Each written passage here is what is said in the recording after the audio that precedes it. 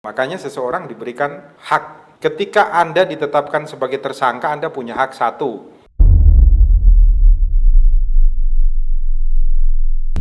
Sebelum melanjutkan videonya, jangan lupa follow Instagram Rumah Pancasila _klinik hukum dan subscribe channel YouTube Rumah Pancasila dan Klinik Hukum.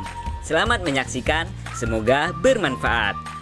Selamat siang, mau tanya Pak, apa diperbolehkan punya hak seorang terduga atau pelaku kejahatan untuk diam atau tidak memberikan keterangan sebelum didampingi seorang pengacara? Ya, Terima kasih.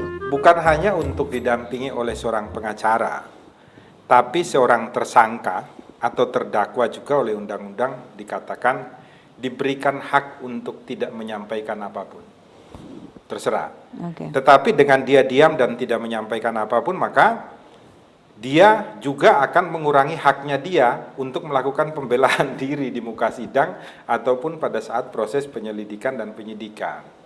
Hak itu kenapa diberikan? Supaya apa? Jangan sampai terjadi kesewenang-wenangan. Oleh siapa? Oleh aparatur penegak hukum. Makanya seseorang diberikan hak. Ketika Anda ditetapkan sebagai tersangka, Anda punya hak satu, mengajukan gelar perkara khusus. Dan kalau ada orang mengajukan gelar perkara khusus, itu perkaranya harus dihentikan dulu. Orang itu tidak boleh ditahan kecuali tertangkap tangan loh ya, beda. Gelar perkara khusus harus dilaksanakan dulu baru orang ini boleh ditahan. Itu perintah Kapolri loh di dalam perkapnya. Yang kedua, orang ini diberikan hak oleh KUHAP untuk mengajukan saksi dan ahli yang meringankan. Alat-alat bukti yang meringankan. Yang ketiga, dia diberikan hak untuk melakukan gugatan pra-peradilan. Selama ini masih dilakukan dan dimohonkan oleh seseorang yang dituduh atau dipersangkakan, maka dia tidak boleh dilakukan penahanan. Ini sebenarnya sekalipun tidak dijelaskan secara jelas di dalam KUHAP, tetapi karena hak ini diberikan dalam rangka agar aparatur penegak hukum tidak salah untuk menahan seseorang, merampas kemerdekaan seseorang, maka ini wajib untuk dipenuhi. Jadi kalau Anda diam itu justru Anda bisa saja dianggap sudah terbukti dan bisa naik sampai ke sidang. Bisa saja divonis Anda menjadi bersalah. Tapi hak diam itu diperbolehkan oleh undang-undang. Anda tidak menjawab, boleh. Anda juga tidak mau berbicara sampai didatangi oleh pengacaranya, didampingi, boleh. Nah, pengacara itu ada hak dan ada kewajiban. Jadi begini, hak itu adalah setiap orang yang diperiksa di kepolisian memiliki hak untuk menggunakan pengacara. Dia mau tidak pakai, boleh.